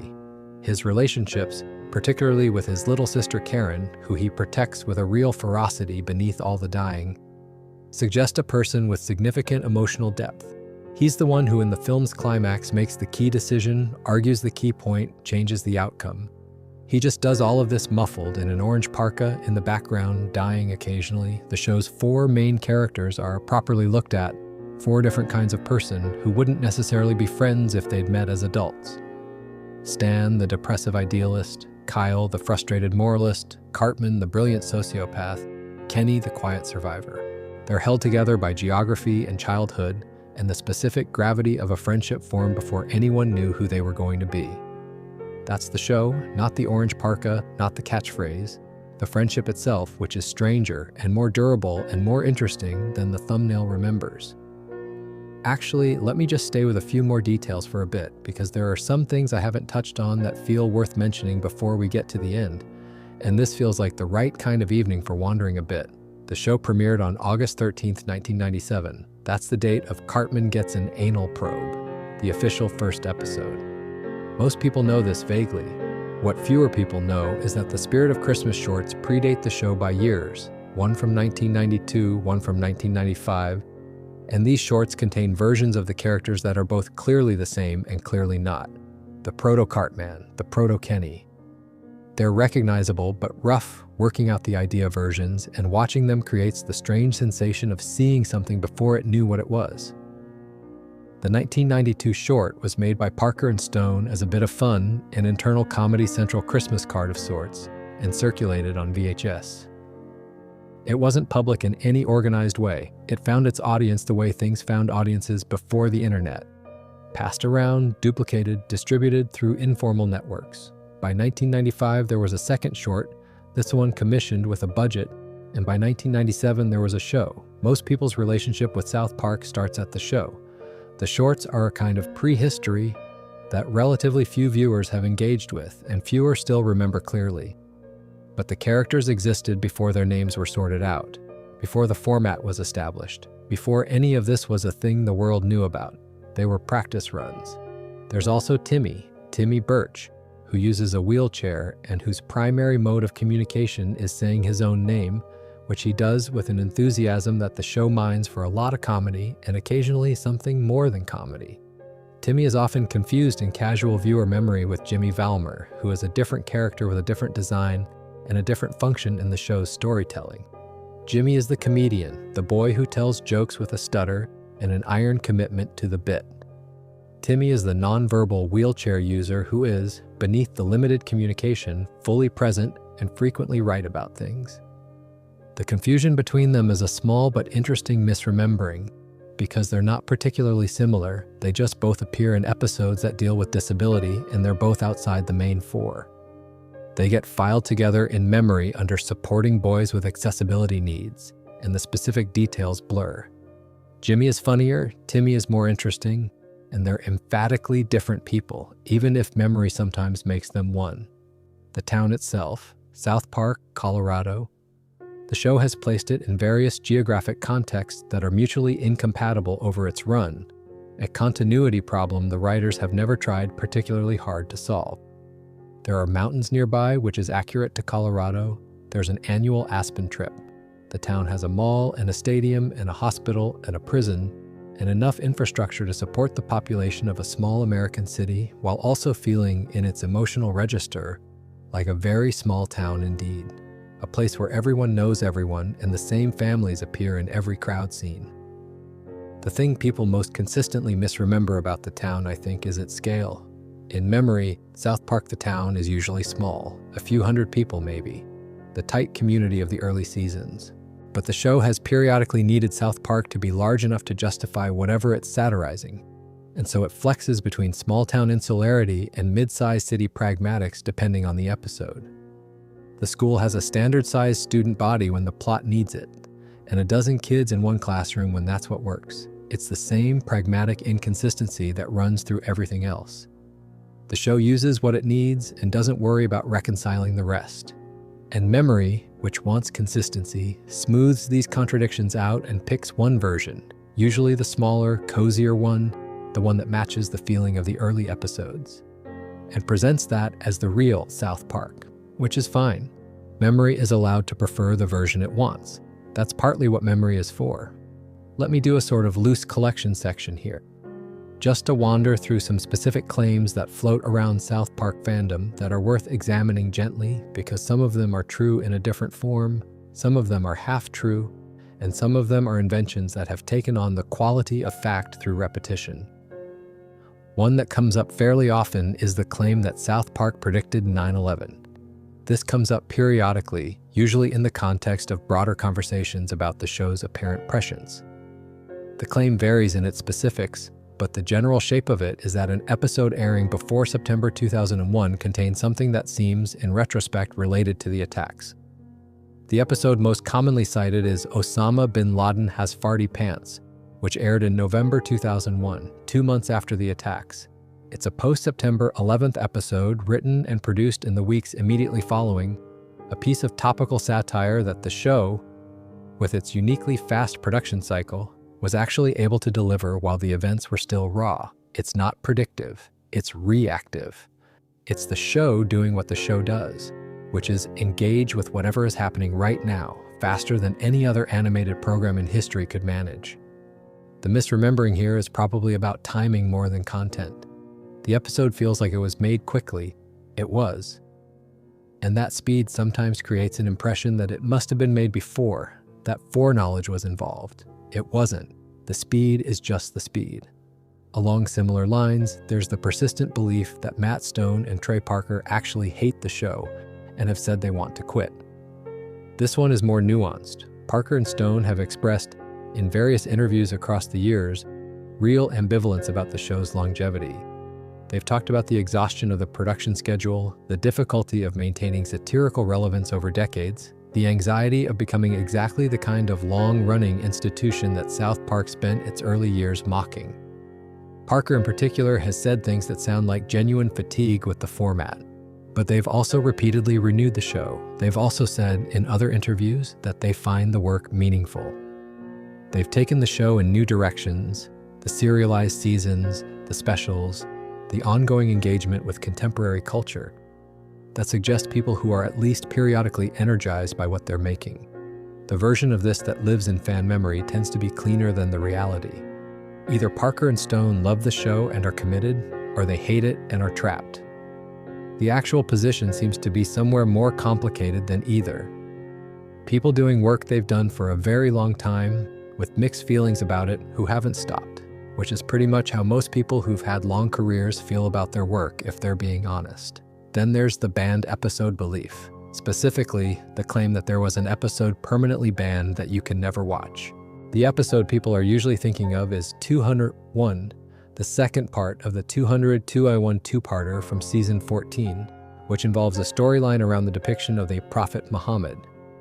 Comedy Central did not air the episode as originally produced, and it was subsequently removed from online platforms as well. This did happen. The episode has been inaccessible through official channels for years, and the circumstances around it were properly significant. They involved real threats against the show's creators, which is serious. But the framing of permanently banned overstates the formal status of the situation. It wasn't banned by a government or a regulatory body. The network chose not to air a specific version of the episode. The episode exists, it has been seen, its contents are well documented. The situation around it is real and ongoing, but the banned framing gives it a legal and formal character that isn't quite accurate. There's also an episode that doesn't appear on streaming platforms in the same way as others, Banned in China from season 23, which satirized Hollywood's relationship with the Chinese market and was among the episodes that resulted in the show being blocked in China. Various episodes and clips related to this situation have had complicated streaming histories, the details of which episodes are currently available where shifts over time. The fan memory of episodes you can never watch tends to treat this as a list of forbidden content, which adds a kind of mystique to episodes that are, in most cases, accessible in some form, somewhere. The mystique isn't entirely wrong. There are genuine complications around a small number of episodes, but the picture is messier and more logistical than the banned framing implies. A gentler one, the quiet assumption that Cartman has always been fat in the same consistent way throughout the show. He has always been depicted as heavier than the other boys, yes. But the show has gone back and forth throughout its run on how to characterize this. Early seasons have characters call him fat explicitly, and Cartman deny it with the "I'm not fat, I'm big-boned" line. Later seasons shift toward treating his size as a background detail rather than an active source of comedy, partly because the show's satire moved toward different aspects of his character. Then, the later seasons have episodes that directly address weight and body image in ways that explicitly involve Cartman's size again. The thing people misremember is less whether Cartman is fat. He is, that's always been there. And more the consistency of how the show uses it. It's actually quite variable. There are stretches of the show where his size barely comes up at all, and there are episodes where it's front and center. Memory of the fat characterization is generally accurate, but memories of it being consistent across the full run are a bit compressed. He's also, as a point of interest, been depicted in ways that suggest genuine self-awareness about his own appearance at some moments and complete unawareness at others, depending on what the episode needs. He's not a consistent psychological portrait on this particular point. He's a cartoon character who exists to serve the story being told, and different stories need different Cartmans. And finally, the question of whether the show is set in a real town. South Park, Colorado is a real place, a real valley, a real region, a real geographic area. Parker grew up in Conifer, Colorado, not far from it. Stone is from Littleton. The show draws on real Colorado geography.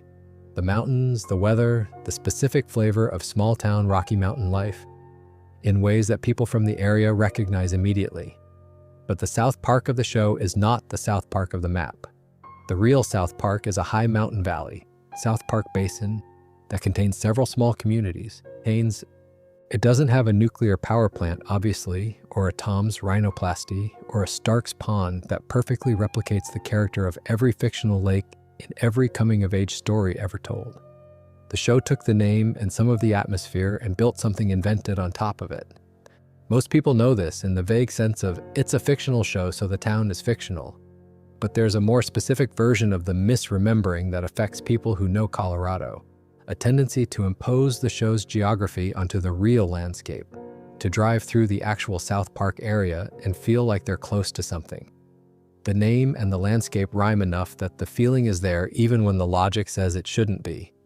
That's a small and pleasant version of the Mandela effect.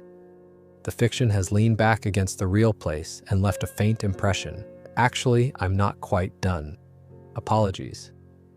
I thought I was, and then I thought of a few more things. If you're still with me, genuinely, well done. And if you're drifting, that's fine. The things I'm about to talk about are genuinely just extras. Details I kept circling back to while I was putting this together because they felt interesting and didn't quite fit anywhere else. The first, the show's relationship with its own history is strange and deliberate in a way that most viewers don't fully clock. There are callbacks in late seasons to very early episodes that assume you've seen them, not in a way that requires you to have seen them to follow the episode, but in a way that rewards you if you did. The show has a real affection for its own past, not nostalgia exactly, because South Park is constitutionally suspicious of nostalgia. The member berries are a pretty clear statement of the show's position on that, but a genuine awareness of its own continuity even when it's choosing to ignore it. This creates a particular kind of viewing experience for long-term fans. A sense of texture in the background of scenes, of things being there for the people who'll catch them. It's a generosity from the writers toward their most dedicated audience. And it means that the false memories around the show aren't only about getting things wrong. Sometimes they're about getting things right in the wrong episode.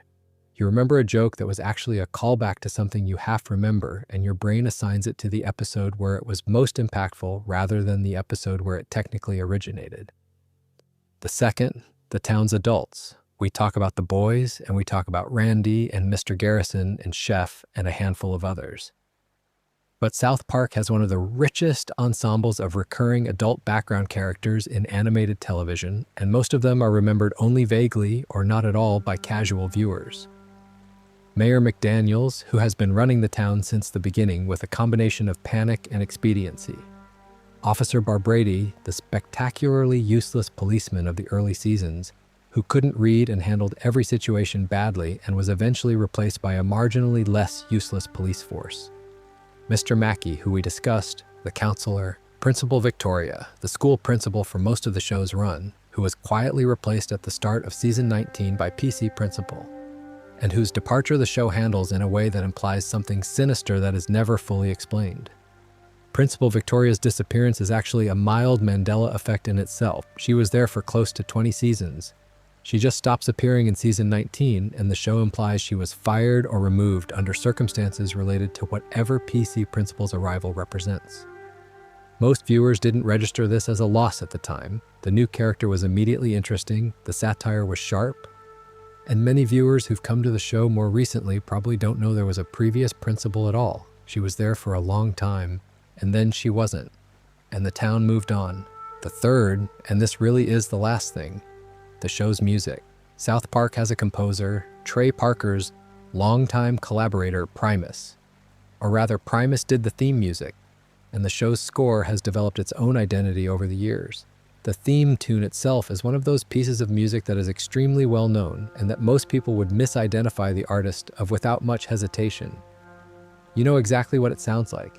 You know the rhythm and the cadence and the specific quality of it. You might not be able to tell me that Primus did the original or name the song or account for it in any formal sense. The show's original songs within episodes are another layer of this. Blame Canada, Academy Award nominated, performed at the Oscars by Robin Williams, Chocolate Salty Balls, a real song that charted in the UK, where it reached #1 in the singles charts. #1 in the UK. Chef's song, #1, That Happened. Kyle's Mom's a Bitch, usually remembered as a background gag, actually a fully produced song that appears in the film, and functions as a piece of actual character comedy for Cartman. The show has a real relationship with music. Parker is a genuine musician and composer, and the songs in South Park are often better than they have any right to be given the context in which they appear. Most of this lives in the back of people's memory as, oh yeah, the show sometimes did songs, rather than as a considered creative choice that runs through the whole production. The music is doing real work, it's just doing it in a show where a lot else is happening, and so it gets absorbed into the general noise rather than remembered for itself. And that feels like a fitting note to end on, actually. South Park is a show where a lot else is happening, a lot has always been happening.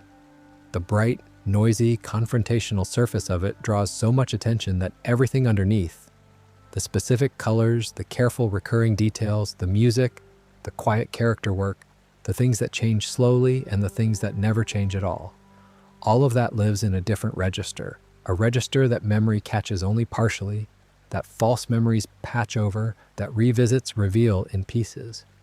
Which is just a more elaborate way of saying, there's more in it than you remember. There always has been.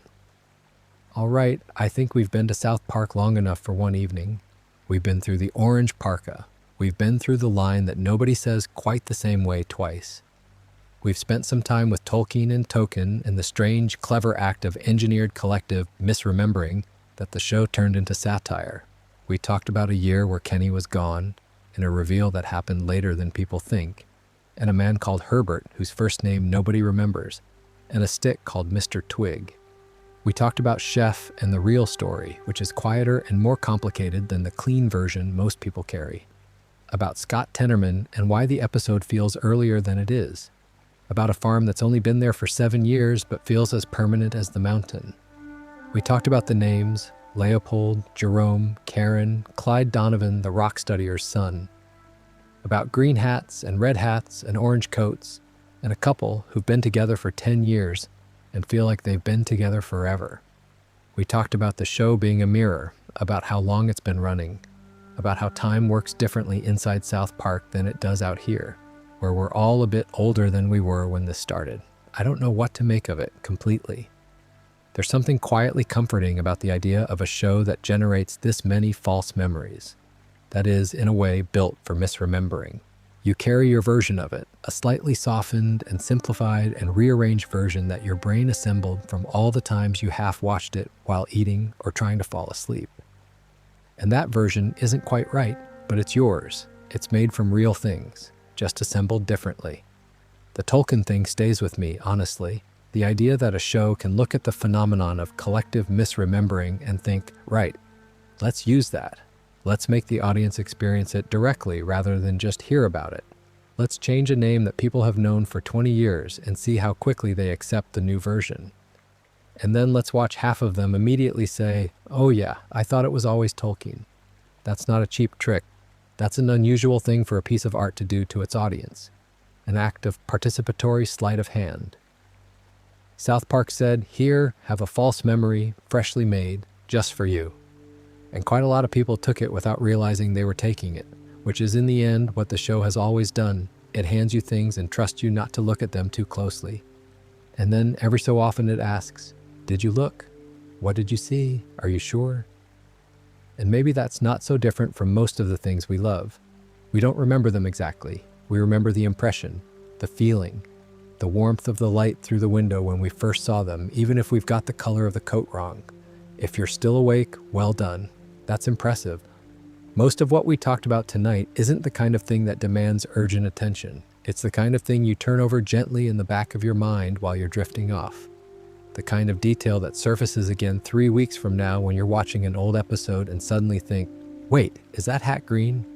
It is. It's always been green. If you drifted off somewhere in the middle, somewhere around season 5 maybe, or somewhere in the mystery of Kenny's eyes, that's completely fine. That's what this is for. The details will still be there. South Park will still be there. The boys will still be at the bus stop in the morning. And Kenny will still be wearing orange. Good night.